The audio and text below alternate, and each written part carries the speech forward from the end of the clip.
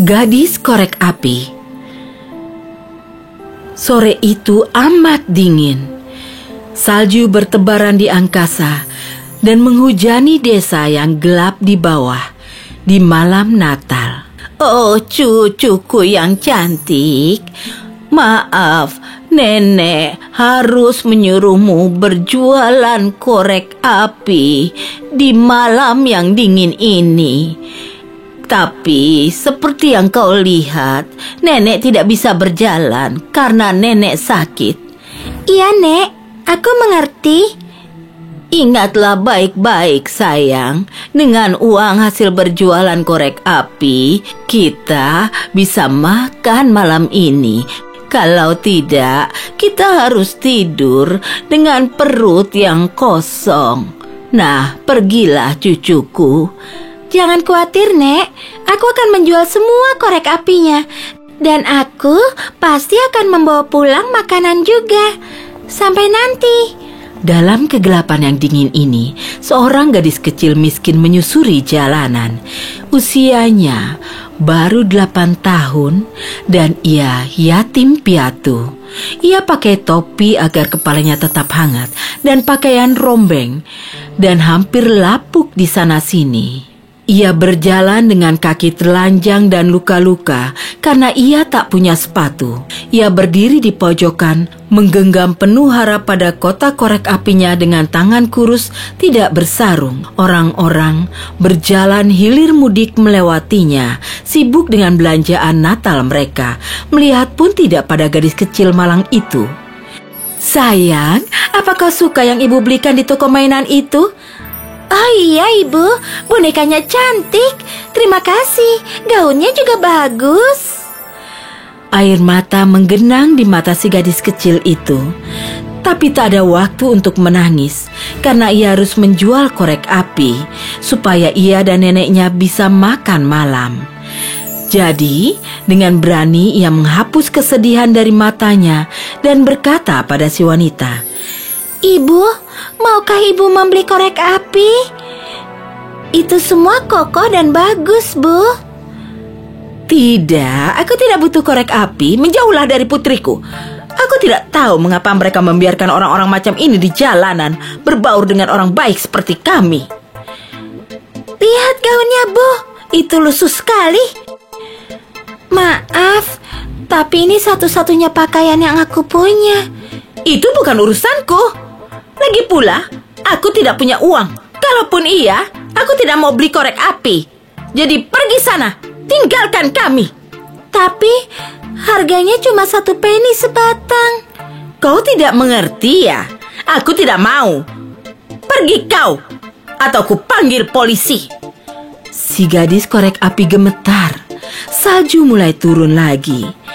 Jadi ia terus melanjutkan tugasnya menjual korek api pada orang-orang yang lewat di situ. Bu, tolonglah beli korek apiku ini. Ini adalah korek api ajaib. Kalau kau menyalakan sebatang, maka semua keinginanmu akan terkabul. Itu omong kosong. Itu hanya dongeng saja. Tapi Bu, tolonglah belilah setidaknya 1 saja. Cahayanya akan memberi Ibu Natal yang indah. Sudah kubilang tidak. Tidak, aku tidak butuh itu. Benar, setiap koreknya berbeda. Aku tidak mau korek api hari ini. Mengapa kau tidak pulang saja? Malam ini dingin. Aku tidak bisa, Bu. Aku tidak punya orang tua dan nenekku sedang sakit. Aku tidak punya uang lagi untuk membeli obat atau makanan untuknya. Andai aku bisa membantumu, sayang. Tapi aku tidak punya cukup uang untuk disisihkan. Mungkin ada orang lain yang ingin membelinya darimu. Mungkin. Semangat si gadis korek api mulai pudar saat hawa dingin makin kuat dan mengepung sosok rapuhnya. Seakan hendak mencakarnya dengan kuku-kuku beku. Dengan tekad terakhir, si gadis korek api terus menawarkan barang dagangannya. Tapi sia-sia. Akhirnya, merasa kesepian dan tak kuat lagi, ia terjatuh di trotoar. Gemetar dengan hebat kedinginan. Tangan dan kakiku terasa seperti balok es. Aku akan nyalakan salah satu korek api andalanku untuk menghangatkan jariku. Tangan si gadis korek api gemetaran dengan hebat, sehingga ia tidak bisa menyalakan korek api. Beberapa lama kemudian, dengan usaha keras, ia menyalakan satu korek api. Dan herannya, batang korek api itu berubah menjadi perapian besi. Gadis kecil itu segera mulai merasa hangat. Ia menjulurkan jari-jari bekunya ke dekat perapian. Ia sangat gembira. Tapi beberapa saat kemudian, bulir salju jatuh tepat di batang korek itu dan memadamkannya. Jadi, ia berdiri dan sekali lagi berusaha untuk menjual korek apinya. Sayang, tak sebatang pun korek api terjual sejauh ini. Tiba-tiba, ia mendengar satu suara. "Hai gadis kecil, kau sedang jualan apa?" Aku menjual korek api. Apa ibu mau beli satu? Begitu ia berbalik ke arah suara itu, ia melihat seorang wanita tua gelandangan berdiri di pojokan dengan anjingnya yang kurus. Mereka berdua gemetar kedinginan. "Kau lihat sendiri, aku sama miskinnya sepertimu." Oh, maaf. Aku harus menjual korek api ini untuk mendapatkan makanan untuk nenekku. "Oh gadis malang, ya, apa boleh aku minta tolong? Tolong jaga anjingku dulu, hanya sebentar. Aku harus pergi mencari makan. Mungkin aku bisa membawakanmu makanan juga." Ya, setidaknya aku bisa mendapatkan makanan untuk nenek. Tapi tolong cepat datang ya, karena aku harus mencari obat-obatan juga untuknya. Si gadis korek api setuju untuk menjaga anjing itu. Si wanita tua pergi sambil berjanji untuk kembali secepat mungkin. Ia memegang tali anjing itu sambil ia duduk diam di pojokan. Sebentar kemudian, si gadis malang mulai gemetar lagi. Ia berpikir untuk sementara dan mengeluarkan kotak korek api dan menyalakannya dekat dinding. Dia sangat terkejut. Ia melihat sebuah meja penuh dengan berbagai macam makanan, dengan kalkun, domba, ayam, ikan, apel, dan kue-kue. Oh, andai aku bisa makan itu semua. Aku merasa damai sekali di tempat ini. Begitu ia meraih ke arah sepotong kue, api dari korek itu padam dan segalanya lenyap. Ia amat kecewa. Ia menengadah ke langit dan berdoa. Ya Tuhan, tolong lepaskan aku dari penderitaan ini. Aku kelaparan dan menderita. Tolonglah aku. Saat itu pula ia melihat sebuah bintang jatuh di langit. Dan ia teringat sesuatu yang dikatakan nenek padanya. Kata nenek, kalau ada bintang jatuh berarti ada yang meninggal. Nenekku sakit keras. Apa itu berarti aku telah kehilangan nenekku? Oh, ia menyayangiku lebih dari siapapun di dunia ini. Ia mengambil sebatang korek api lain dan menyalakannya. Ia terkejut melihat neneknya sedang berdiri tepat di hadapannya. Oh, nenek, ini nenek. Iya cucuku, aku kemari menjemputmu. Si gadis korek api senang sekali melihat neneknya. Tapi ia agak terkejut karena ia melihat neneknya itu melayang di udara. Jangan takut cucuku, aku sudah aman dan damai sekarang. Dan kau tidak perlu khawatir padaku lagi. Si gadis korek api membuka mulut, ingin memberitahu neneknya betapa keras ia berusaha untuk menjual korek api. Lalu, api korek api itu padam. sekali lagi, dan neneknya lenyap.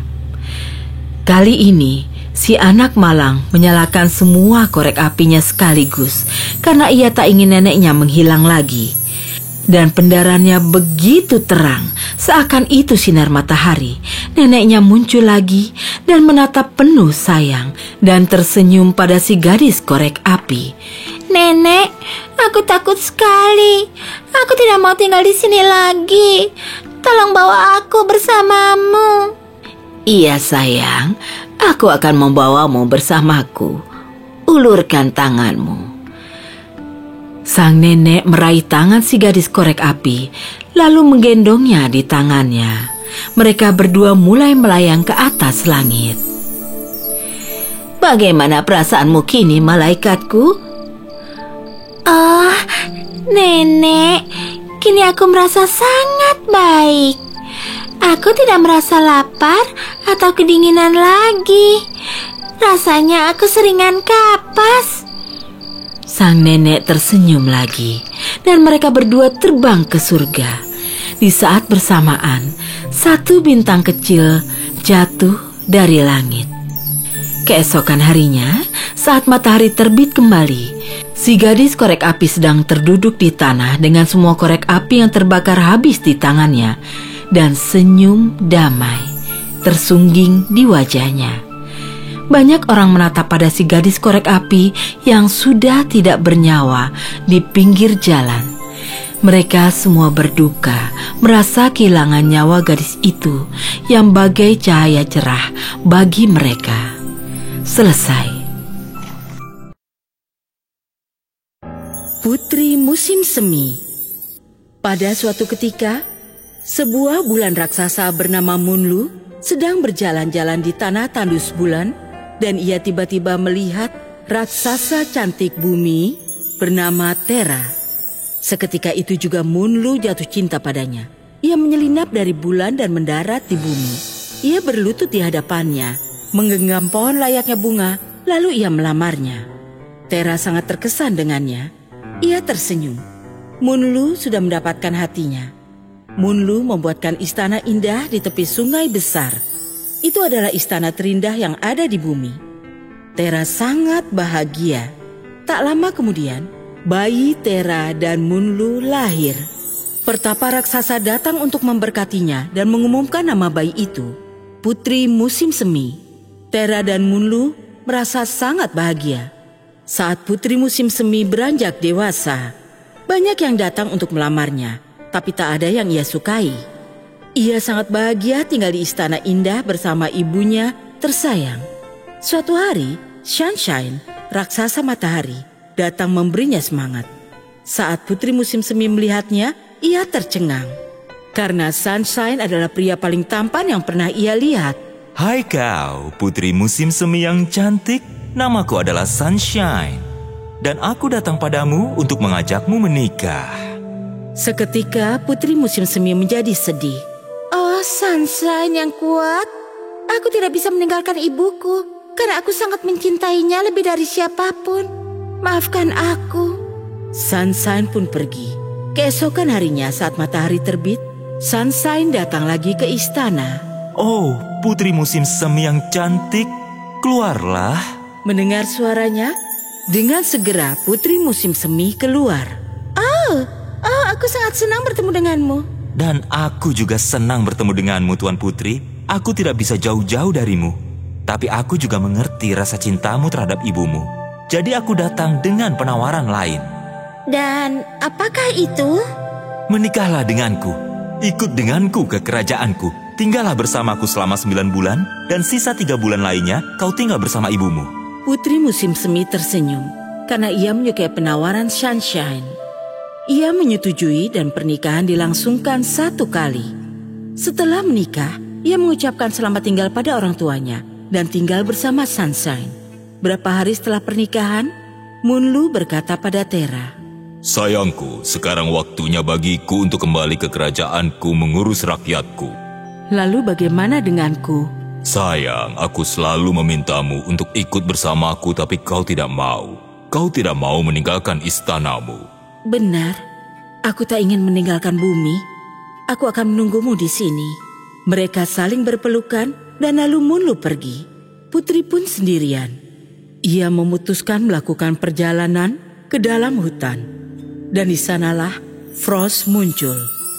"Selamat datang, Tera. Membutuhkan waktu lama bagimu untuk datang ke wilayahku. Siapa kau?" "Kak, kau tidak mengenaliku? Aku adalah Frost." "Oh, baiklah. Itu sudah lama sekali. Aku tak bisa berharap banyak pada ingatanmu. Lagi pula, aku di sini untuk mengalahkanmu. Sekarang, membeku." Dalam sekejap, Tera diselimuti es dan membeku. "Bumi sekarang adalah milikku."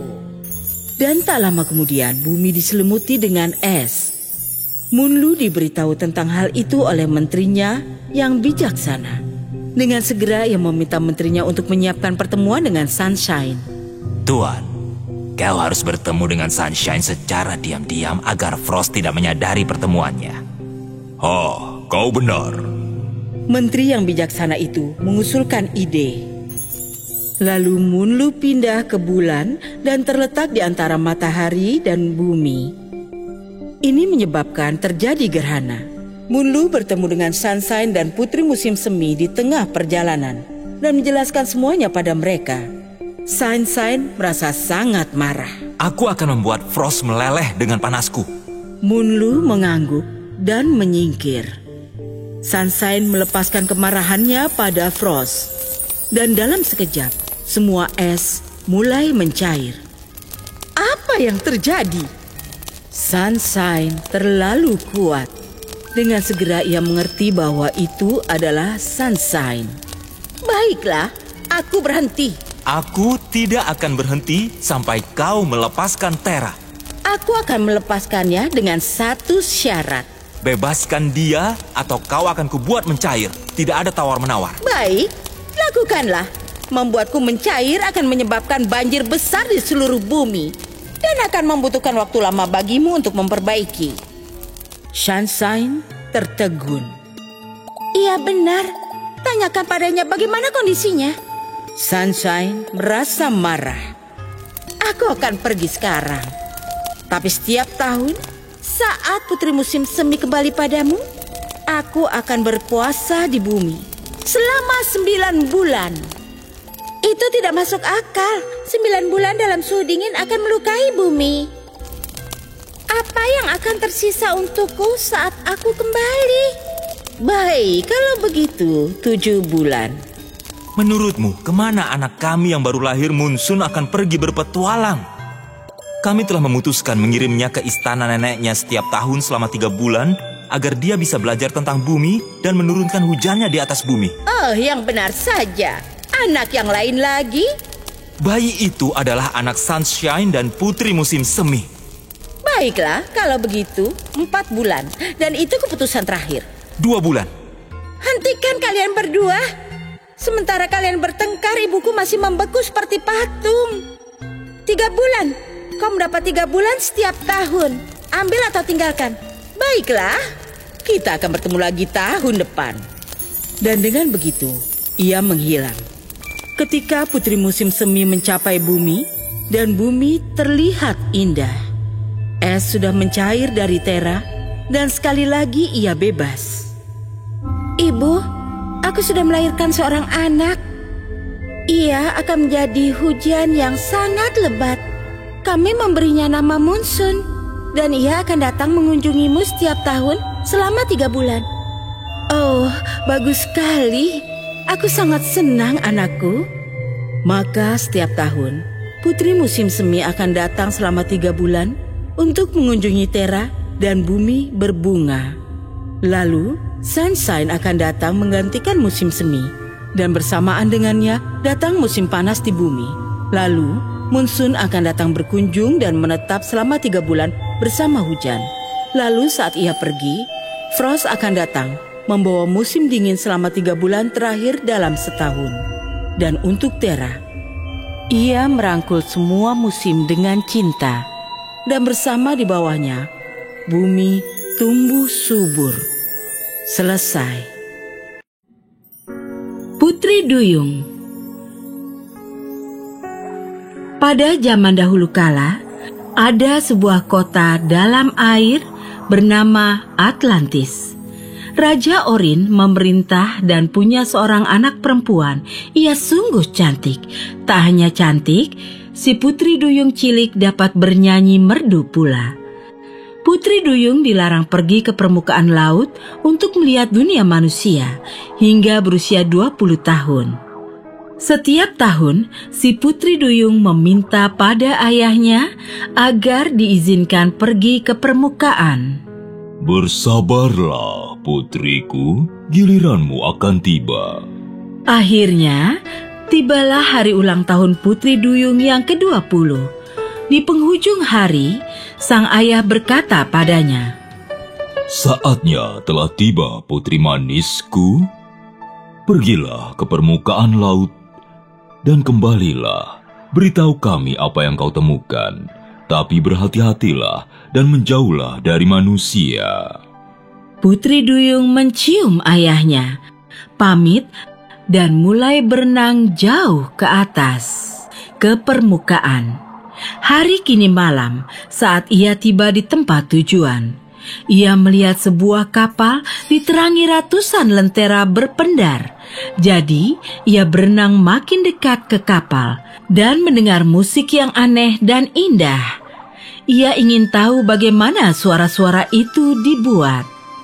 Lewat jendela di sisi kapal, ia melihat sebuah pesta ulang tahun di lantai kapal dan tampaknya itu untuk seorang pangeran muda. Ia adalah pria tertampan yang pernah dilihat si Putri Duyung. Langsung saja, si gadis lugu itu jatuh cinta. Setelah beberapa lama, Sudah larut malam, aku harus kembali pulang. ia baru akan terjun. Tapi tiba-tiba ada suara aneh yang belum pernah ia dengar sebelumnya. Ada badai. Kapal sang pangeran mulai oleng dan goyah di laut bergelora. Ada teriakan-teriakan pilu saat para pelaut berusaha menyelamatkan kapal mereka dari ombak besar. Lalu dengan cepat kapal itu menabrak karang dan terpecah dua. Banyak jiwa terlempar ke laut. Begitu pula sang pangeran. Putri Duyung tahu manusia tak bisa hidup di bawah air. Tidak, aku tidak akan biarkan cintaku tenggelam. Jadi, ia membawa pangeran kembali ke daratan. Ia merawat luka-lukanya sepanjang malam. Si pangeran pingsan saat tiba di tepi pantai. Jadi Putri Duyung membaringkan si pangeran di pasir di depan gereja kecil dan berseru minta tolong. Lalu ia berenang ke batu terdekat untuk melihat apa ada seseorang yang datang menolongnya. Si pangeran membuka mata dan melihat seorang gadis keluar dari gereja itu.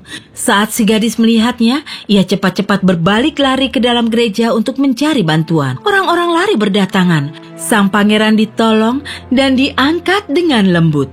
Si Putri Duyung lantas berenang pulang. Selama berhari-hari ia duduk sedih sendirian. Tapi Putri Duyung tak bisa melupakan sang pangeran.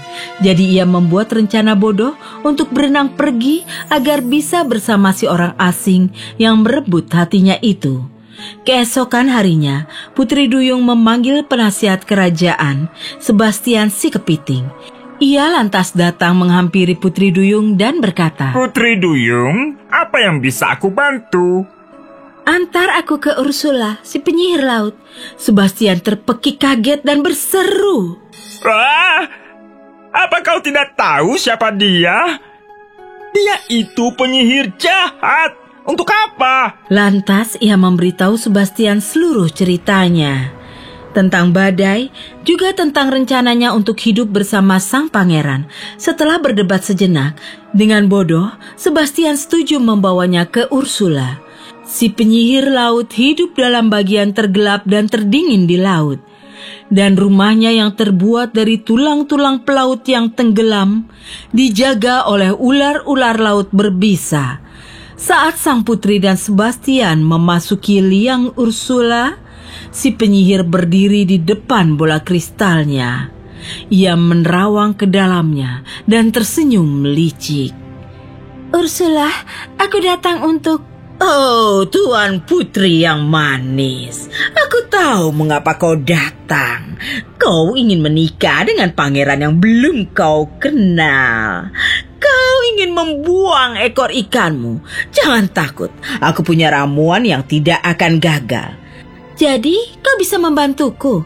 Tentu saja, nak. Itu pekerjaanku. Itu hidupku. Aku bisa menghilangkan ekormu, tapi itu akan sakit. Katakan saja apa yang harus kulakukan. Ursula mengambil ramuan berwarna gelap dari dapurnya dengan tentakelnya. Dengan ramuan ini, kau akan berjalan dengan 2 kaki. Berikan ramuan itu padaku. Ursula tersenyum licik dan berkata, Tidak. Untuk mendapatkan ramuan, aku punya persyaratan. Tak ada yang gratis. Bayar dulu, hei gadis manis. Tapi aku tidak punya apa-apa. Aku hanya putri raja yang kaya raya. Bagaimana aku bisa bayar? Suara merdumu yang kubutuhkan agar kau jadi manusia sungguhan. Kau hanya punya 3 hari, ingatlah itu baik-baik.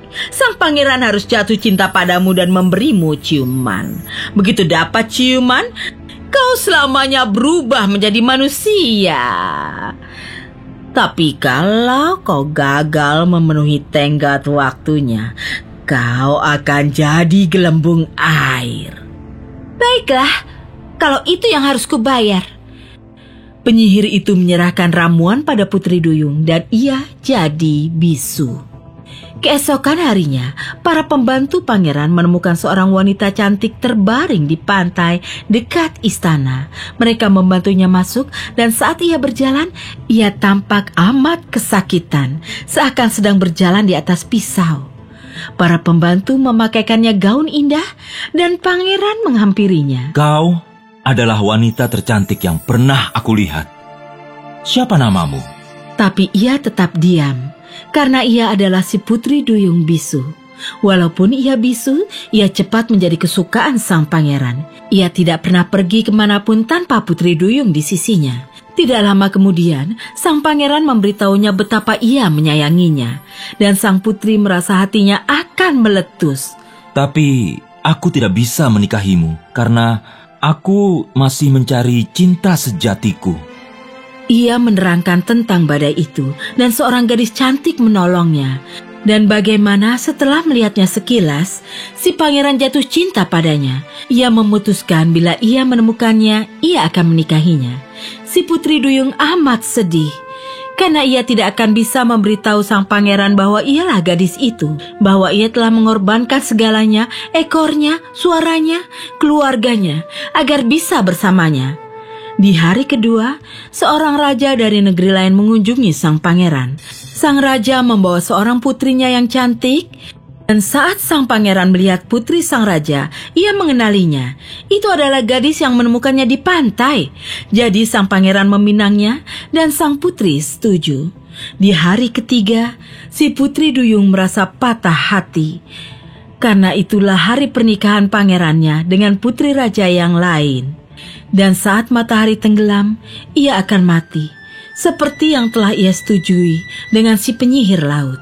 Pesta pernikahan akan diadakan di atas kapal, jadi dengan berat hati ia hadir, agar ia bisa melihat sang pangeran untuk terakhir kalinya. Siang harinya, orang tua Putri Duyung mengunjungi Ursula dan mengancamnya. Si penyihir laut kejam memberi mereka sebilah pisau, menerangkan bahwa kalau putri mereka mau menikamkan pisau itu ke jantung si pangeran, sihirnya akan patah. Karena pernikahan telah berlangsung, putri pergi ke dek kapal untuk menangis. Di sana, ia melihat ayah dan ibunya muncul di permukaan air. Mereka sedih. Apa yang telah kau lakukan, putriku? Ibunya menangis. Cepat, kau masih bisa menyelamatkan dirimu sendiri. Penyihir itu telah memberi kami pisau ajaib ini. Bunuhlah pangeran itu. Saat darahnya terciprat di kakimu, itu akan tumbuh menjadi ekor, dan kau akan menjadi Putri Duyung lagi. Cepatlah, matahari akan segera terbit. Setelah orang tuanya pergi, Putri Duyung lari ke pangeran dengan pisau itu. Ia menatap pangeran yang bahagia di sisi istri barunya. Satu tikaman pisau dan ia akan bebas. Ia melihat pisau tajam itu. Lalu pada pangeran. Ia masih mencintainya, jadi ia pergi ke dek lagi dan melemparkan pisau itu jauh ke laut. Di pagi harinya, sang pangeran memerintahkan para pembantunya untuk mencari ke sana kemari, tapi Putri Duyung tak ditemukan.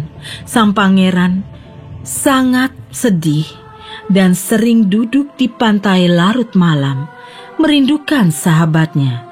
Dan kadangkala dia melihat gelembung-gelembung air bersinar dalam penerangan bulan dan hampir yakin kalau ia bisa melihat wajah si putri. Selesai. Jika Anda menyukai cerita ini, tekan suka dan langganan channel kami. Tekan tombol like on untuk mendapat informasi terbaru dan jangan lupa untuk berkomentar. Prajurit Kaleng Kecil. Pada suatu ketika, seorang pembuat mainan membuat 25 prajurit dari sepotong kaleng. Mereka semua membawa senapan, semua tampak tegap dan mengenakan seragam indah berwarna merah dan biru. Akhirnya, saat membuat si prajurit terakhir, bahan kalengnya tidak cukup. Si prajin hanya punya cukup untuk memberi si prajurit terakhir satu kaki. Tapi si prajurit tak keberatan, ia sangat bangga karena berbeda. Dan bangga hanya mempunyai satu kaki saja. Ia berdiri tegak, membawa senapan, menatap tegak lurus, berseragam merah biru cerah. Si prajin menaruh semua 25 prajurit itu rapat-rapat dalam kotak. Lalu, dengan hati-hati ia membungkus kotak itu. Itu adalah hadiah ulang tahun untuk seorang anak laki-laki bernama Jojo. Saat anak kecil itu melihat kotak itu, ia sangat bahagia dan berseru senang. Wah, prajurit kaleng! Terima kasih, Bu! Jojo mengeluarkan para prajurit itu di lantai dan memilih si prajurit terakhir sebagai kapten. Karena ia berbeda. Dan itu membuatnya istimewa. Jojo menaruhnya di puncak lemari di samping mainan kuda Nil, di mana prajurit itu bisa melihat satu beruang teddy coklat, anjing panjang selingki, astronot, kotak berlabel Jack, istana megah di mana ada angsa mengapung di danau, dan berdiri di pintu istana adalah gadis tercantik yang pernah si prajurit lihat. Ia jatuh cinta pada gadis itu karena seperti dirinya, ia hanya punya satu kaki. Aku tidak pernah melihat makhluk secantik itu. Lucy? Ya, tentu. Dia selalu berdiri di satu kaki. Dia balerina yang penuh tekad. Oh, maaf. Aku tidak bermaksud tidak sopan. Aku tidak sadar aku bicara terlalu keras. Oh, kau prajurit yang baik, rendah hati dan punya kehormatan. Suatu kehormatan, terima kasih. Satu hal lagi, karena kau di sini kau harus tahu, Jack dalam kotak itu jahat dan penuh tipu daya. Terima kasih atas nasihatmu, Pak Kudanil. Itulah katanya pada Pak Kudanil. Lalu ia bicara pada dirinya sendiri. Aku akan menjadikannya istriku. Tapi yang tidak disadari si prajurit adalah bahwa si gadis cantik adalah seorang balerina yang berdansa mengangkat kaki satunya tinggi-tinggi di udara untuk menari, dan karena itulah ia hanya bisa melihat hanya satu kaki saja dari tempatnya itu. Setiap tengah malam, saat jam berdentang 12 kali, semua mainan akan jadi hidup dan mereka akan bermain. Si prajurit kaleng bertekad bahwa di waktu itu ia akan mengunjungi istana dan melamar gadis cantik itu untuk menikahinya. Tapi satu hal lain yang tak disadarinya bahwa si Jack dalam kotak juga menginginkan si balerina untuk jadi istrinya. Tepat tengah malam, ia mulai melompat ke arah istana. Pertama, ia melompat dari lemari dan melewati banyak halangan. Akhirnya ia memanjat meja untuk mencapai istana. Tiba-tiba, tutup kotak Jack terbuka dan sebentuk wajah mengerikan melompat keluar dan menatap ke arah si prajurit kaleng. Aku Jack. Dia tidak sepadan denganmu, prajurit. Lagi pula, kau hanya punya satu kaki.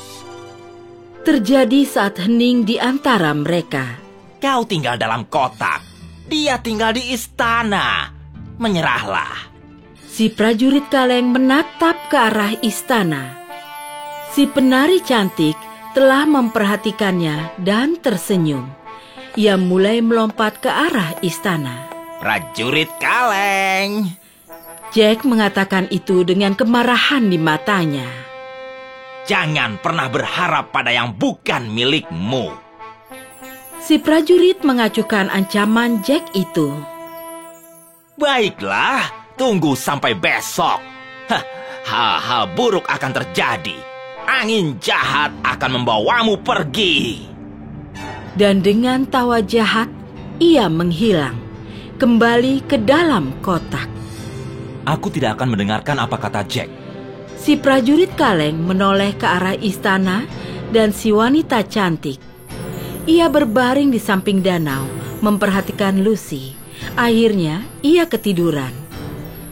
Dari sana, si prajurit bisa melihat seluruh ruangan dan Lucy si cantik tersenyum padanya. Jadi ia balas tersenyum, tapi ia tidak bisa melihat kotak Jack. Tiba-tiba, angin berhembus mengenai tirai. Tirai membuat si prajurit terpelanting ke belakang keluar dari jendela yang terbuka. Saat ia sedang jatuh, kata-kata Jack kembali terngiang. Angin jahat akan membawamu pergi. Dan ia mendengar tawa jahat Jack dalam angin itu. Prajurit kaleng kecil mendarat di trotoar. Lalu, tetes-tetes hujan berat mulai berjatuhan.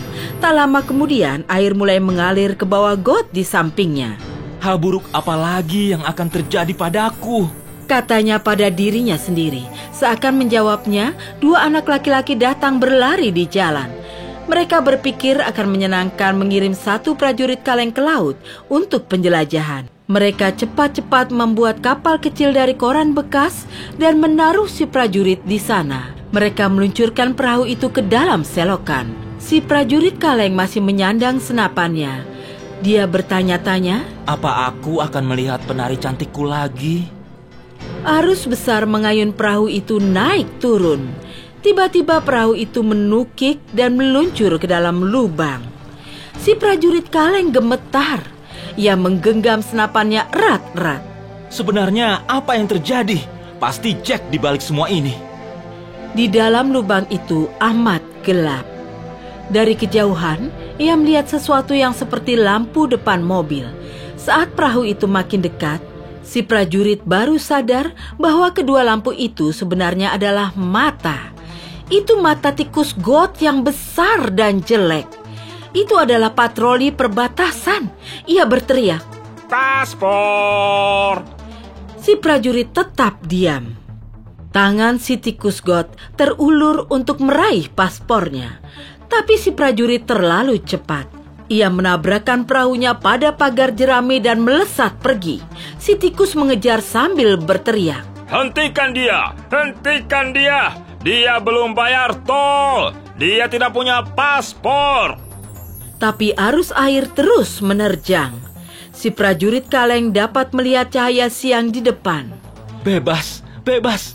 Aku mungkin bisa pulang untuk melihat senyumnya sekali lagi. Saat kapal kecil itu melaju ke arah cahaya, si prajurit mendengar suara. Itu adalah air terjun. Perahu kecil itu melayang ke udara. Jauh di bawahnya adalah sebuah kanal. Oh, jangan lagi. Walaupun ketakutan, ia menolak menutup mata. Perahu itu berputar dan menabrak permukaan air dan akhirnya perahu itu tenggelam. Si prajurit terlempar ke dalam air bergelora dan segalanya jadi gelap. Ia telah ditelan seekor ikan. Setelah si prajurit itu terbaring dalam perut ikan untuk beberapa jam, kilat menyambar. Lalu ia mendengar satu suara yang dikenalnya. Astaga, itu si prajurit berkaki satu. Ikan yang menelannya itu terpancing, dibawa ke pasar dan dijual pada Ibu Jojo. Saat si ibu memotong ikan, ia menemukan si prajurit kecil. Dengan hati-hati, si ibu mengeringkan si prajurit lalu menaruhnya dalam istana di samping si penari cantik dan pergi. Si prajurit melihat senyumnya dan hatinya meleleh. Ia berlutut untuk melamarnya agar menikah dan melihat kaki keduanya. Ia kecewa karena ia mengira gadis itu tidak akan berkata ya, tapi tiba-tiba ia mendengar suara lembut. Kau adalah Kapten Kaleng, bukan? Iya, benar, Bu. Aku ingin mengatakan sesuatu. Silakan, Bu. Aku mencintaimu sejak aku melihatmu di lemari itu. Maukah kau menikahiku? Si pria kaleng terkejut dan ia cepat-cepat bilang ya. Tapi saat itu jam menunjukkan tengah malam. Jack keluar dari kotaknya. Ia terlihat marah, murka membara di matanya. Ia cepat-cepat menghunus pedang dari kotaknya dan berkata, Sudah kubilang, jangan pernah berharap sesuatu yang bukan milikmu. Lucy adalah milikku, kini bersiaplah untuk mati. Si prajurit kaleng bangkit dan mengacungkan senapan yang ada pisau bayonetnya. Mereka mulai bertarung di depan istana. Tiba-tiba, si prajurit mengaitkan ujung pisau dalam kotak Jack dan mengayunkannya ke arah perapian yang membara. Dengan teriakan keras, Jack jatuh ke dalam perapian dan tewas terbakar. Si prajurit kaleng dan Lucy saling berpelukan. Dan mereka langsung ke istana untuk tinggal di sana. Sejak itu, mereka hidup bahagia.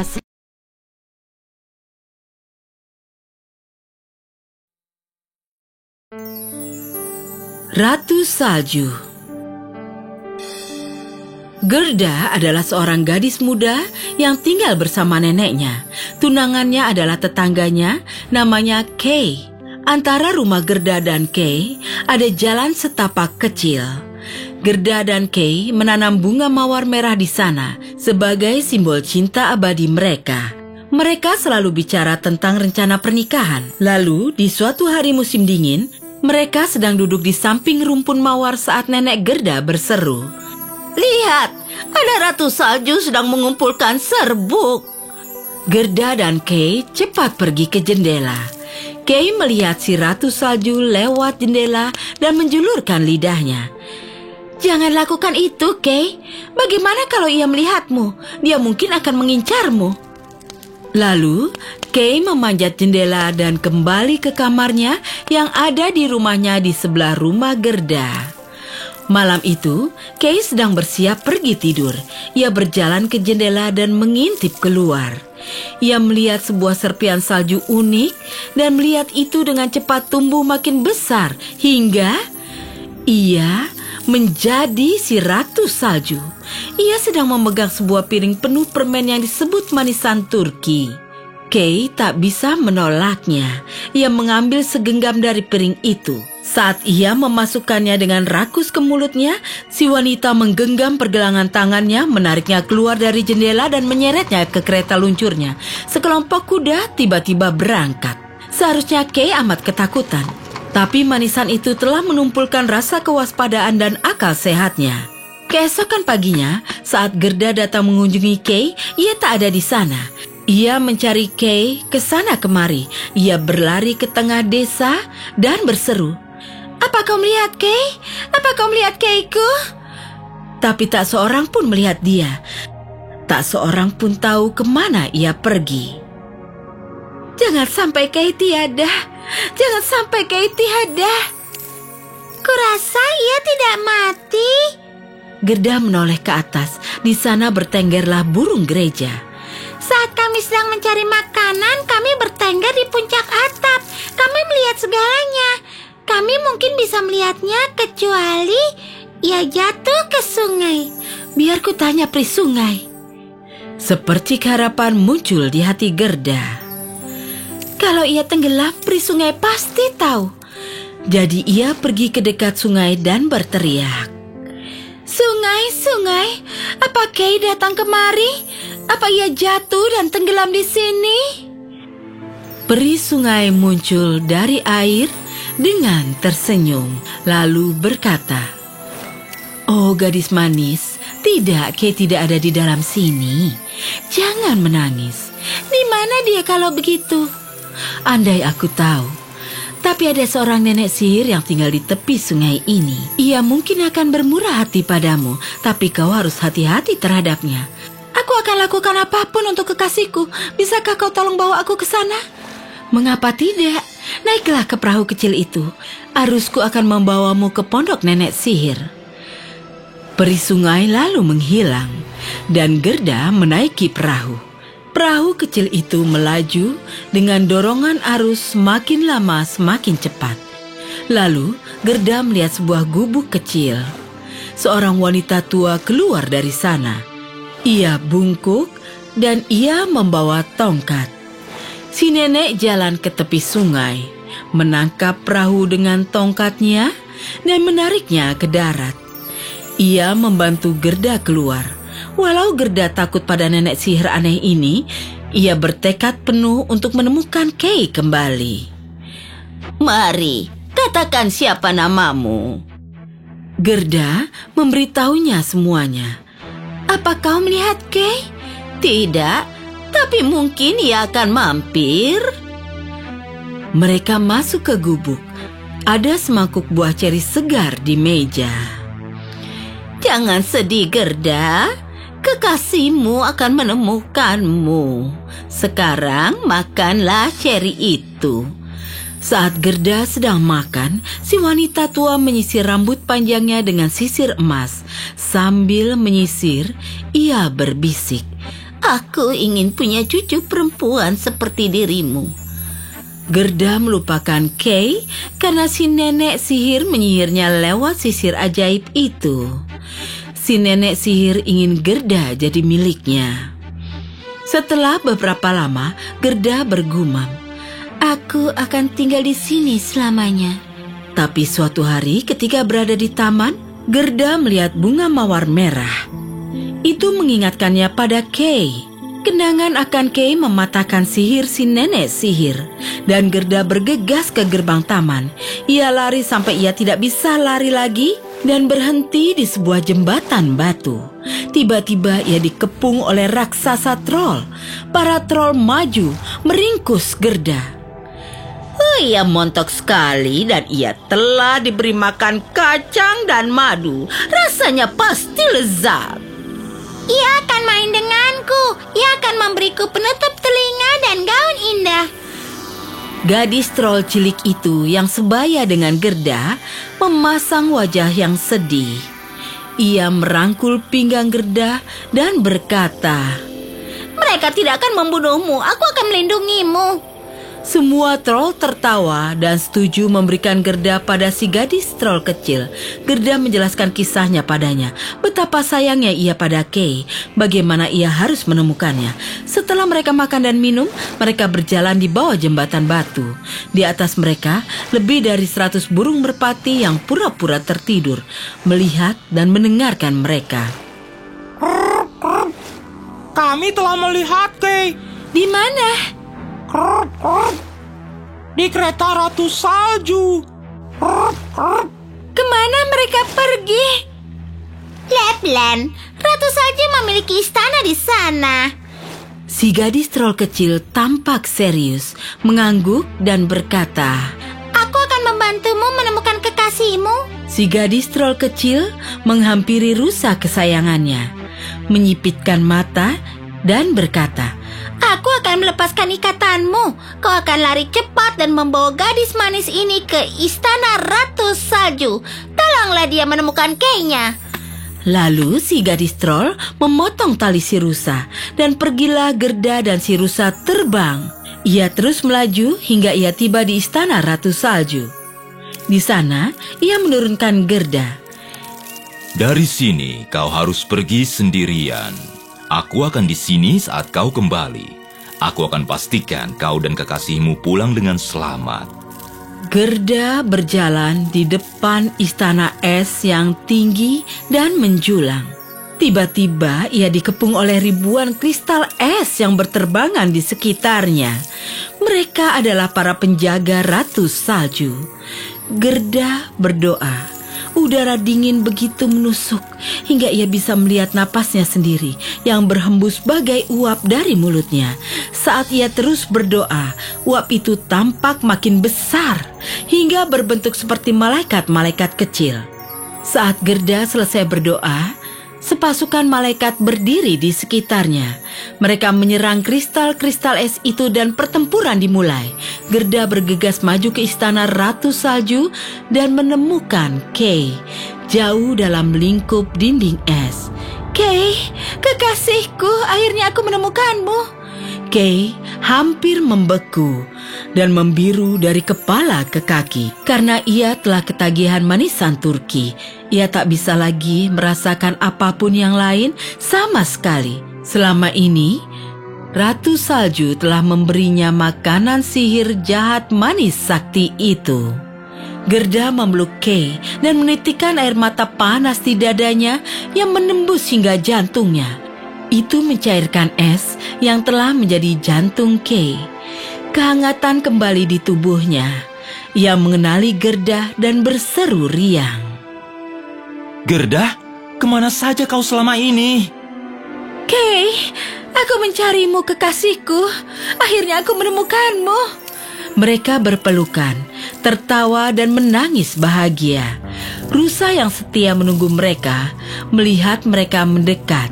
Ia berlutut dan membiarkan keduanya menungganginya. Mereka terbang pulang dengan bahagia dan syukur yang menari-nari di mata mereka.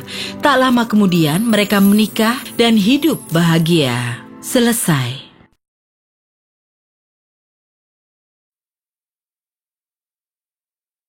Pakaian baru sang kaisar. Pada zaman dahulu kala, hiduplah seorang kaisar yang amat gemar pakaian bagus, sehingga ia menghabiskan semua uangnya untuk pakaian dan jubah mewah. Ia tak berminat pada tentaranya atau teater atau berkeliling negeri, kecuali untuk memamerkan pakaian barunya. Suatu hari, 2 orang penipu datang ke ibu kota. Mereka memberitahu setiap orang bahwa mereka adalah penenun dan mampu menenun bahan terbaik di dunia. Tak hanya warna-warna dan gayanya luar biasa menarik, tapi pakaian-pakaian yang dibuat dari bahan itu begitu bagusnya, hingga ia tak tampak bagi siapapun yang tak cukup pandai dan pantas untuk pekerjaan dan jabatan mereka. Sang kaisar berpikir, Ya, itu pasti pakaian yang sangat hebat. Kalau aku memakainya, aku bisa melihat siapakah di antara para pejabat negeri yang tidak cocok dengan jabatan mereka dan juga bisa membedakan orang pintar dan orang bodoh. Dan ia membayar uang banyak pada para penipu itu agar mereka mulai bekerja. Para penipu lalu pura-pura sibuk menyiapkan ruang kerja mereka. Mereka memasang alat tenun dan pura-pura menenun, tapi tak ada benang di sana. Mereka meminta benang-benang emas dan sutra termewah yang langsung mereka sembunyikan dalam tas-tas mereka, dan lalu mereka terus bekerja sampai jauh malam dengan alat tenun kosong itu. Aku penasaran bagaimana kemajuan mereka. Pikir sang kaisar lagi, dan lalu ia jadi agak penasaran. Ia agak khawatir pada ide bahwa seseorang yang bodoh atau tak pantas bagi jabatannya takkan bisa melihat apa yang ditenun. Bukan dia berpikir ia tak cukup pantas, oh tidak. Tapi ia akan merasa lebih senang bila ada orang lain yang melihat bahan itu lebih dahulu. Aku akan mengutus Perdana Menteriku yang jujur pada para penenun itu, pikirnya. Jadi pergilah si Perdana Menteri tua yang jujur itu ke tempat kerja para penenun, di mana mereka sedang duduk di depan alat tenun yang kosong. Oh astaga, mengapa aku tidak bisa melihat apa-apa? Tapi ia berhati-hati tak langsung mengatakannya. Astaga, mungkinkah aku ini bodoh? Wah, aku tidak boleh mengaku kalau aku tidak bisa melihat bahan itu. Salah satu penenun itu bertanya. Nah, bagaimana menurutmu karya kami? Oh, menarik, bagus sekali.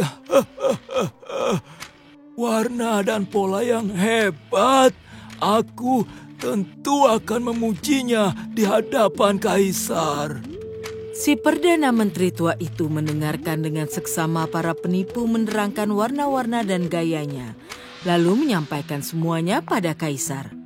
Para penipu itu kini meminta lebih banyak uang, sutra dan benang emas untuk lanjut menenun.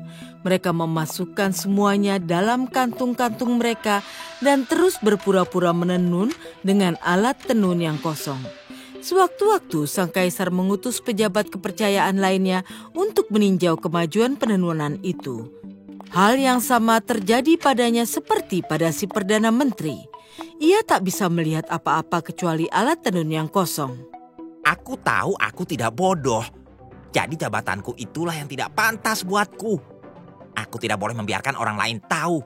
Maka ia pun memuji bahan yang tak bisa ia lihat dan memberitahu kaisar tentang warna-warna, gaya, dan tenunan yang indah saja. Lalu, sang kaisar sendiri berkata ia harus meninjaunya langsung dan mengundang semua pejabat untuk ikut bersamanya. Saat mereka tiba di tempat kerja mereka, melihat para penipu licik itu sedang menenun dengan tekun dengan alat tenun kosong. Hei, lihat! Tidakkah itu menakjubkan?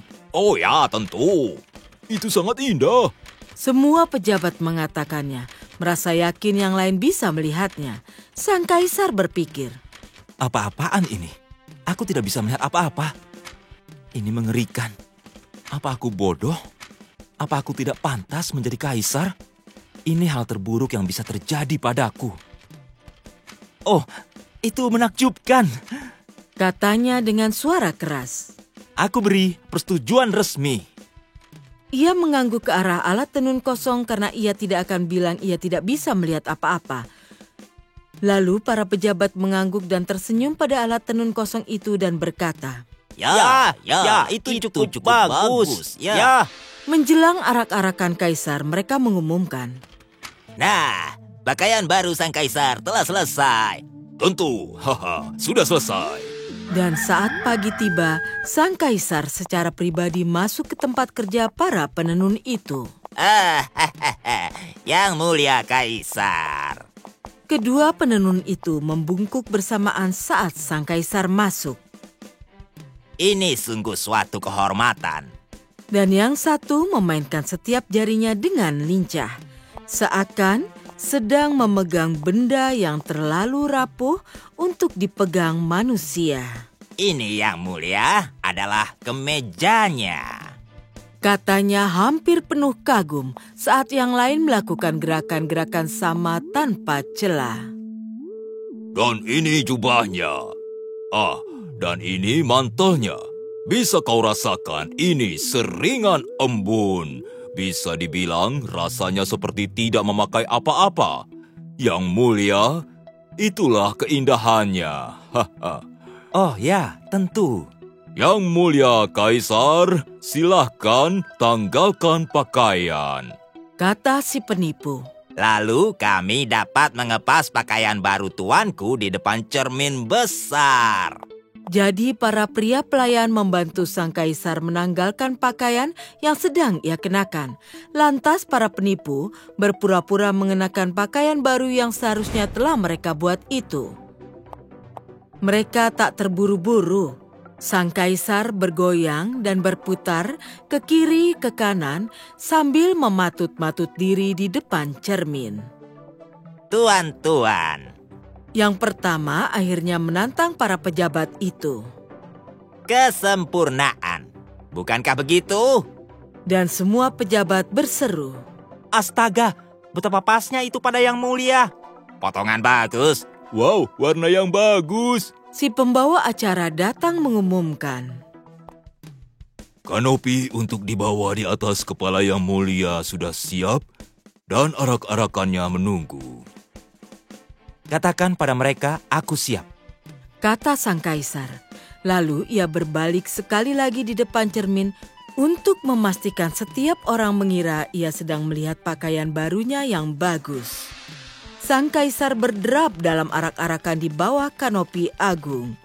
Setiap orang di jalanan dan di jendela mereka berkata, Astaga, Lihatlah pakaian baru sang kaisar.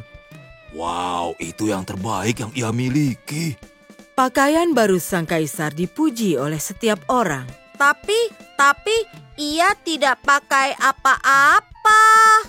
Seru seorang anak laki-laki. Shh, hei, apa katamu? Seru ayahnya. Tapi orang-orang di sekitar anak itu telah mendengarnya dan mengulang kata-kata anak itu sambil berbisik. Lalu seseorang mengatakannya agak lebih keras. Dia tidak pakai apa-apa. Ada anak kecil di sana bilang dia tidak pakai apa-apa. Benar. Dia tidak pakai apa-apa. Semua orang akhirnya berseru yang sama dan sang kaisar mulai merasa amat tak nyaman. Ia memeluk dirinya sendiri karena baru sadar orang-orang itu benar. Tapi didikan ningratnya lah yang mencegah dirinya melarikan diri dan ia berpikir. Aku harus meneruskan arak-arakan ini sampai akhir. Dan ia terus melambai penuh semangat. Sementara para hulu balang berdiri di belakangnya memegang benda yang tidak pernah ada.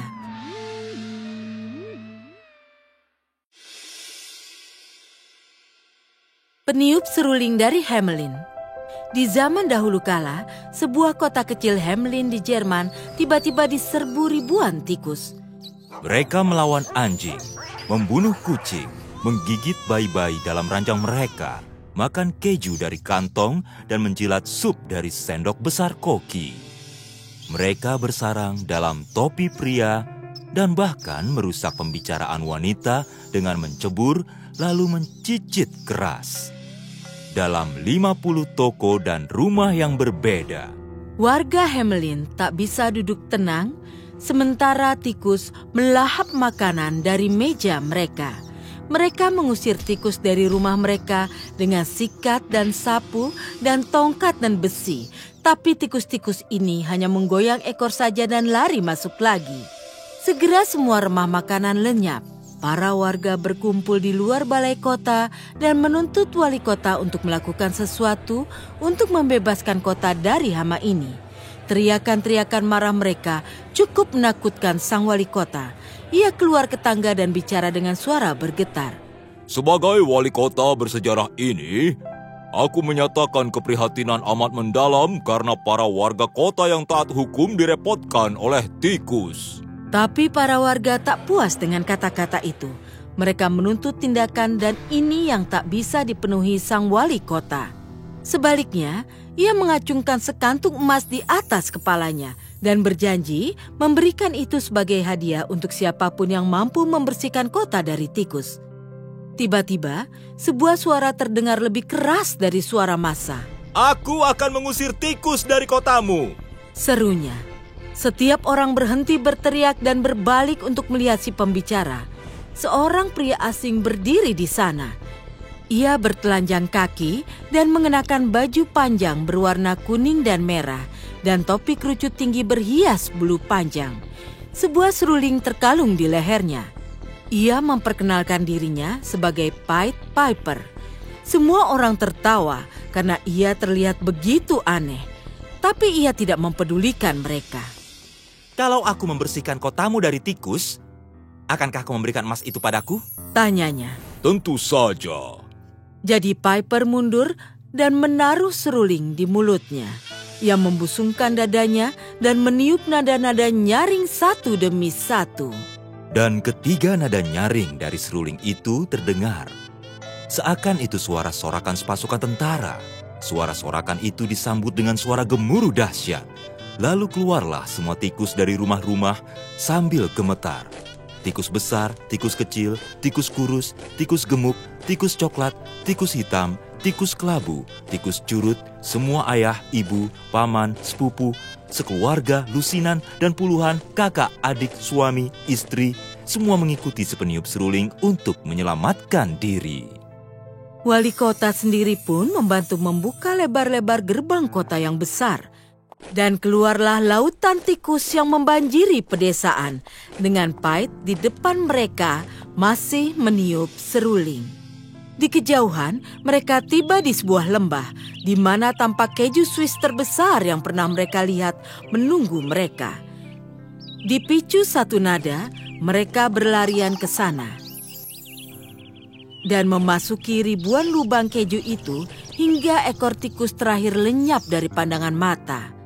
Lalu, lubang-lubang di keju itu tertutup dan keju itu perlahan menghilang hingga menyisakan tak lebih dari kabut emas saja. Si peniup seruling cepat-cepat kembali ke kota Hamelin untuk mengambil imbalannya. Para warga masih memenuhi puncak tembok kota dan saat mereka melihat si peniup seruling kembali, mereka bersorak keras ke arahnya. Hanya si wali kota lah yang mengerutkan dahi. Berikanlah sekantung emas itu pada pria tak bersepatu itu. Wali kota menggerutu. Mengapa? Yang ia lakukan hanya memainkan satu lagu dan berjalan ke pedesaan. Jadi, bukan sekantung uang yang ia janjikan, melainkan sekeping uang emas saja yang ia lemparkan ke si peniup seruling itu. Para warga yang juga sekejam si wali kota dan tak mau uang mereka diserahkan ke tangan orang asing langsung melupakan jasa besar si peniup seruling itu. Yang kau lakukan hanya memainkan satu lagu. Mereka berseru dan mencemooh. Pied Piper mengerutkan dahinya. Mereka sungguh tidak jujur dan tidak tahu terima kasih. Anak-anak mereka akan tumbuh jadi seperti mereka. Aku bisa menyelamatkan mereka dari kenyataan itu. Sekali lagi ia melangkah ke gerbang kota. Sekali lagi ia mengangkat seruling ke bibirnya dan meniupkan 3 nada manis. Para warga berhenti bersorak dan terdiam, menyaksikan dengan wajah khawatir. Nada lagu Piper jadi riang. Ia mulai menari-nari, seakan-akan ia sedang mengundang semua anak di kota itu untuk keluar dan ikut dengannya.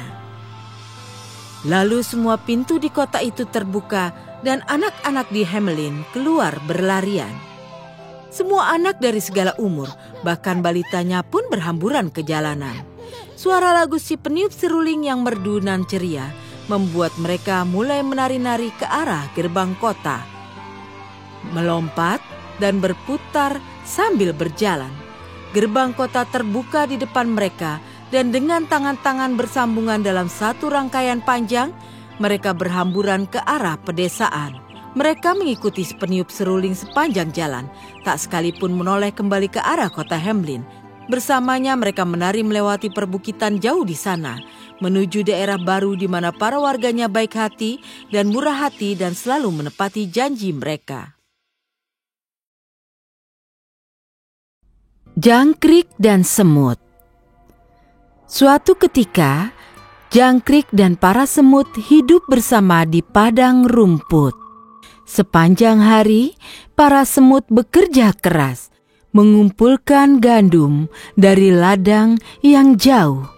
Mereka biasa bekerja disiplin.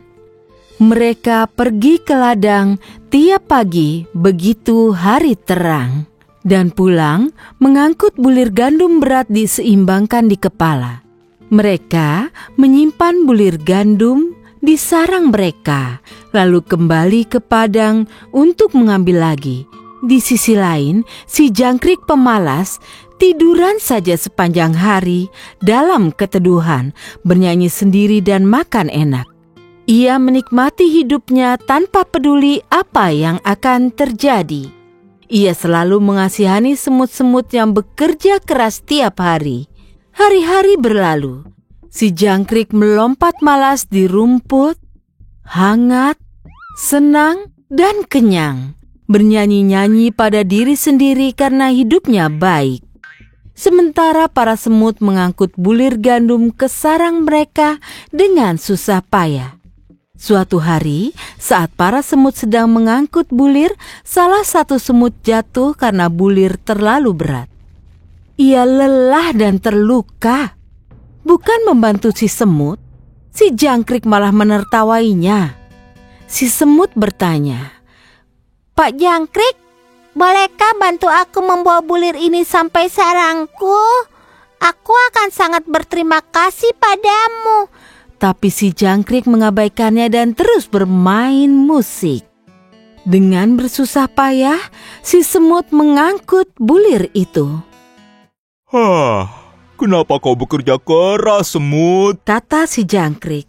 Ayo, istirahatlah sejenak dan dengarkan laguku. Ini musim panas, hari-hari panjang dan cerah. Mengapa membuang hari cerah dengan bekerja keras? Semut itu mengabaikannya dan terus berjalan ke ladang sedikit lebih cepat. Ini hanya membuat si jangkrik tertawa makin keras. Dasar kau semut payah. Ia mengatai semut itu. Mari, ayo menari bersamaku. Lupakanlah kerja, nikmatilah musim panas. Aku membantu mengumpulkan makanan untuk musim dingin. Kata si semut. Kusarankan kau lakukan yang sama. Kenapa pusing musim dingin? Kata si jangkrik. Kita punya banyak makanan sekarang. Masih banyak waktu untuk bersiap untuk musim dingin. Tapi si semut tahu yang ia lakukan dan terus bekerja. Si jangkrik melompat pergi melintasi padang rumput, bernyanyi dan menari. Ini berlangsung selama berhari-hari. Daripada bekerja dan bersiap untuk musim dingin, si jangkrik lebih memilih menari, bernyanyi, dan bermain. Ia tak sadar hari-hari musim panas tidak akan berlangsung selamanya. Sebentar lagi hari-hari dingin akan tiba. Musim panas jadi musim gugur. Musim gugur jadi musim dingin. Matahari tak terlihat. Siang jadi pendek dan kelabu, malam panjang dan gelap. Cuaca jadi dingin, dan hujan salju mulai turun. Si jangkrik gemetaran dirundung angin dingin. Ia mencoba membungkus diri dengan daun kering, tapi angin kencang bahkan menerbangkan itu. Ia kelaparan dan tak bisa menemukan makanan. Ia yakin kalau ia tidak makan, ia akan mati. Ia merasa lemah dan sadar si semut benar dan seharusnya ia sudah bersiap-siap. Si jangkrik tidak ingin bernyanyi lagi. Ia kedinginan dan kelaparan. Ia tak punya tempat untuk berteduh dan tidak ada makanan. Padang rumput dan ladang tertutup salju. Tidak ada makanan yang bisa ditemukan. Aduh, bagaimana ini? Aku harus kemana? Si jangkrik merintih. Ia tidak mengira musim dingin ini lebih parah dari biasanya. Dan karena ia tidak menyimpan makanan sendiri atau membantu yang lain, ia tidak akan hidup sampai musim panas berikutnya. Ia tidak punya tempat berlindung dari salju. Ia kelaparan dan sekarat. Sementara ia melihat para semut menikmati makanan persediaan dari musim panas. Aku akan ke tempat semut, minta makanan dan tempat berteduh. Kata si jangkrik menyemangati diri. Jadi ia tertatih ke sarang semut dan mengetuk pintu. Halo semut, katanya ceria. aku di sini untuk bernyanyi sambil menghangatkan diri di perapian kalian dan kalian bisa mengambilkan makanan untukku. Tidak, Pak Jangkrik. Kami tidak ingin mendengar nyanyianmu. Ia memohon pada mereka agar membiarkannya masuk dan meminta makanan. Kalau tidak dia akan mati. Apa? Teriak para semut terkejut. Tidakkah kau menyimpan apapun untuk musim dingin? Apa saja yang kau lakukan sepanjang musim panas? Aku tidak menyimpan makanan. Si jangkrik mengeluh. Aku terlalu sibuk bermain musik sehingga tidak sadar musim panas lewat. Para semut menggelengkan kepala, berbalik dan meneruskan kerja mereka. Si semut yang pernah minta bantuan pada si jangkrik menatapnya dan berkata, Sepanjang musim panas, aku bekerja keras. Tapi kau mengejekku, bernyanyi dan menari. Seharusnya kau memikirkan musim dingin. Cari saja tempat lain untuk bernyanyi, jangkrik. Tidak ada kehangatan atau makanan untukmu di sini. Si semut menutup pintu tepat di wajah si jangkrik. Si jangkrik tidak bisa apa-apa kecuali menangis.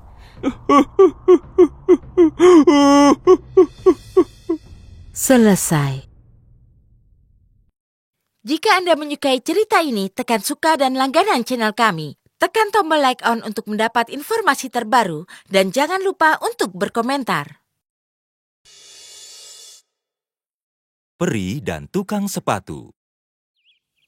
Ada seorang tukang sepatu yang bekerja keras dan membuat sepatu-sepatu yang sangat bagus. Namun itu tidak pernah cukup untuk menghidupi keluarganya. Akhirnya, semua modalnya habis dan ia hanya punya bahan kulit untuk membuat sepasang sepatu lagi saja. Malam itu, ia memotong bahan kulit itu, siap untuk menjahitnya keesokan paginya. Dan lalu ia ikut istrinya ke kamar tidur di lantai atas dengan sangat sedih. Ia bangun lagi saat matahari terbit, berdoa, dan baru akan mulai bekerja. Ia lantas terkejut melihat sepasang sepatu itu sudah terjahit rapi dan siap di meja. Pria baik-baik itu tidak mengerti bagaimana itu bisa terjadi. Ia memeriksa sepatu itu dengan seksama, dan ternyata itu telah dijahit dan diselesaikan dengan rapi. Di hari itu juga, seorang pelanggan datang ke toko dan membeli sepatu itu. Karena mutunya sangat bagus, ia bersedia membayar 2 kali lipat dari harga biasanya. Dengan uang ini, si tukang sepatu membeli bahan kulit untuk membuat 2 pasang sepatu lagi. Lagi-lagi ia memotongnya dan meninggalkan bahan kulit itu di mejanya saat malam, berniat untuk menjahitnya lagi di pagi berikutnya. Tapi saat ia terjaga, ia menemukan pekerjaan itu sudah diselesaikan untuknya. Kedua pasang sepatu itu sama bagus buatannya dengan yang pertama dan segera dibeli orang. Dan si tukang sepatu menerima cukup uang dan membeli bahan kulit untuk 4 pasang lagi. Kejadian itu berlangsung berminggu-minggu dan berbulan-bulan. Setiap malam, si tukang sepatu akan memotong kulitnya, berdoa, dan pergi tidur. Dan setiap pagi, ia akan menemukan sepatu-sepatu itu sudah dijahit dan siap, berjajar rapi di meja. Semula ada 8 pasang, lalu 12, 20, dan hampir terlalu banyak untuk dihitung. Dan ia mendapat banyak sekali pelanggan, dan kini ia mampu membeli bahan kulit terbaik dan bahan-bahan terbaik lainnya. Ia membuat sepatu bot selutut dengan kulit terhalus untuk dipakai para bangsawan saat berburu dengan anjing-anjing mereka. Dan sepatu-sepatu brokat, velvet, dan sutra untuk dipakai para wanita bersama gaun pesta yang indah. Bulan demi bulan berlalu, si tukang sepatu telah jadi kaya raya, sehingga ia ingin mulai berbagi kesejahteraannya dengan para penolongnya yang tidak terlihat. Suatu malam, ia dan istrinya bersembunyi di balik setumpuk bahan kulit untuk melihat siapa para penolong itu. Pada tengah malam, 2 manusia kerdil telanjang muncul dan menyusup ke dalam toko. Mereka menjahit semua sepatu si tukang sepatu. Lalu mereka menghilang. Istri si tukang sepatu kasihan pada mereka karena mereka telanjang. Dan segera ia mulai bekerja menjahitkan mereka pakaian-pakaian kecil. Sementara si tukang sepatu membuatkan mereka 2 pasang sepatu sutra berujung lancip. Mereka menaruh hadiah itu di meja dan mengawasi lagi. Saat tengah malam, orang-orang kerdil itu masuk lagi untuk bekerja. Saat para peri melihat hadiah pakaian untuk mereka, mereka amat senang. Mereka mengenakannya lalu tertawa dan menari-nari di sekitar ruangan itu. Lalu mereka berlari keluar jalanan dan tak pernah terlihat lagi. Namun si tukang sepatu terus menjadi sukses dan makmur dalam pekerjaannya sepanjang hayatnya.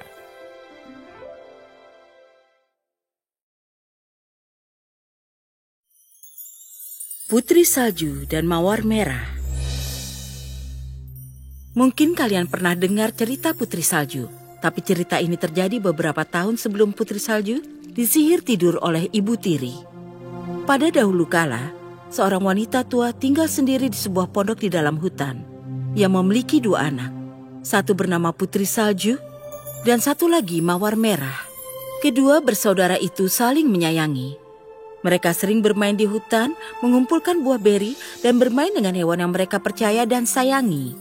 Suatu malam, saat mereka sedang duduk berkumpul bersama, seseorang datang mengetuk pintu. Mawar Merah, cepat buka pintu. Itu pasti pengelana yang mencari tempat berteduh. Mawar Merah bergegas membuka pintu. Lalu ia melihat seekor beruang yang menjulurkan kepalanya melalui pintu. Mawar Merah berteriak keras. Beruang itu mulai bicara. Jangan takut. Aku tidak akan menyakitimu. Aku kedinginan dan hanya ingin menghangatkan tubuhku. Beruang yang malang berbaringlah dekat api unggun. Putri Salju dan Mawar Merah, jangan khawatir. Beruang ini tidak akan menyakiti kalian. Ia adalah makhluk yang baik dan jujur. Maka mereka menuruti perintah ibunya. Mereka memberikan handuk dan membantu mengeringkan badannya hingga kering. Lalu beruang itu duduk di dekat api. Saat pagi hari, beruang kembali ke hutan. Mulai saat itu, beruang selalu datang setiap malam pada jam yang sama dan berbaring dekat api unggun. Mereka sangat terbiasa dengannya hingga mereka tidak mengunci pintu dan membiarkan beruang masuk kapanpun ia datang. Saat musim semi datang dan semua yang ada di hutan berwarna hijau, beruang berkata pada Putri Salju, "Sekarang aku harus pergi dan tidak akan kembali selama musim panas." Kau akan pergi kemana, beruang? Aku harus pergi ke hutan dan melindungi harta karunku dari kurcaci penyihir. Saat musim dingin, saat bumi mengalami musim dingin yang kejam, mereka terpaksa bertahan di bawah tanah. Tapi sekarang, saat matahari sangat bersinar, mereka datang untuk mencuri. Apapun yang masuk ke dalam gua mereka tidak akan mudah ditemukan kembali. Lalu beruang menghilang ke dalam hutan. Tak lama setelah itu, sang ibu menyuruh kedua gadis itu pergi ke kota membeli peralatan menjahit. Di jalan mereka menemukan pohon besar yang tumbang jatuh ke tanah. Mereka menyadari ada sesuatu yang melompat ke atas dan bawah. Saat mereka mendekat, mereka melihat seorang kurcaci dengan janggut yang panjang. Ujung janggut itu terjepit di bawah pohon. Ia memelototi mereka dengan matanya yang merah menyala dan berteriak, Kenapa hanya berdiri saja? Kemari dan bantu aku. Apa yang sedang kau lakukan, pria kecil? Kau gadis kecil yang payah. Aku ingin menebang pohon agar mendapat kayu bakar untuk membuat api. Tapi janggutku terjepit dan aku tidak bisa mengeluarkannya. Kalian hanya berdiri dan tertawa. Jahat sekali kalian. Kedua gadis kecil itu mencoba mengangkat pohon, tapi mereka tidak bisa mengeluarkan janggutnya. Lalu Putri Salju mengambil guntingnya dari dalam saku dan memotong janggutnya. Segera setelah kurcaci itu tidak terjepit lagi, ia mengambil tasnya yang penuh dengan emas yang disembunyikannya di akar pohon. Janggutku yang indah. Terkutuklah orang kasar kecil ini karena telah memotong janggutku yang bagus. Ia berteriak keras. Lalu ia mengayunkan tasnya ke atas pundaknya dan menghilang. Tak lama kemudian, Putri Salju dan Mawar Merah berjalan menyusuri sungai. Mereka melihat sesuatu yang terlihat seperti seekor belalang besar sedang melompat masuk ke dalam air. Mereka berjalan menyusuri sungai dan melihat kurcaci yang sama. Kau ingin pergi kemana? Kau tidak akan lompat ke dalam air, bukan? Aku tidak akan begitu. Janggutku tersangkut di tali pancing dan ikan ini mencoba menarikku ke dalam air. Kedua gadis itu memegangnya dengan kuat dan berusaha untuk membebaskan janggutnya dari tali pancing. Tapi janggut dan tali pancing tidak bisa dilepaskan. Yang bisa mereka lakukan adalah mengeluarkan gunting lagi untuk memotong janggut. Pria kecil itu tidak berterima kasih pada kedua gadis itu karena telah menyelamatkannya. Ia berteriak pada mereka. Apa kalian sebut itu sikap yang baik? Kalian gadis kecil nakal, mencoba melukai wajah pria kecil. Tidak cukup kalian memotong janggutku sebelumnya. Sekarang kalian telah memotong bagian terbaiknya. Lalu ia mengambil tas berharganya yang berisi batu berharga, lalu menghilang di bawah batu menuju guanya. Kedua gadis meneruskan perjalanan membeli perlengkapan menjahit ibunya. Saat pulang, ketika mereka melewati lagi aliran sungai, mereka melihat kurcaci itu menaburkan batu-batu berharganya ke udara. Sinar mentari sore mengenai batu yang bersinar, dan mereka bersinar dan berkilau dengan indah. Dan kedua gadis itu hanya berdiri, mematung. Kenapa kalian berdiri di sana? Wajahnya menjadi merah karena marah. Tiba-tiba terdengar suara geraman, dan seekor beruang hitam berlari keluar hutan. Kurcaci melompat karena ketakutan, tapi ia tidak punya waktu untuk melarikan diri ke lubangnya, karena beruang telah berada sangat dekat dengannya. Ia pun menangis ketakutan. Tuan beruang, ampuni aku. Aku akan memberi padamu semua harta karunku. Selamatkan nyawaku. Kau tidak perlu memakanku. Di sana ada dua gadis. Mereka lebih enak dibanding aku. Tapi beruang itu tidak memperhatikan kata-katanya. Ia menyerang kurcaci dengan cakarnya hingga ia tidak bergerak lagi. Putri Salju, Mawar Merah, jangan takut. Ini aku. Lalu mereka mengenali suaranya dan berbalik menghampiri beruang teman mereka. Lalu tiba-tiba bulu beruang jatuh dan di sana berdirilah seorang pria tampan di samping mereka dengan berpakaian emas dan memakai perhiasan. Aku adalah seorang pangeran dan telah dikutuk oleh kurcaci kecil yang jahat itu yang mencuri hartaku. Takdirku adalah berkeliaran di hutan ini sebagai beruang liar sampai kematiannya membebaskanku. Sang putri salju sudah cukup dewasa. Ia menikah dengan pangeran dan Mawar Merah menikahi saudara pangeran dan mereka hidup bahagia selamanya. Selesai.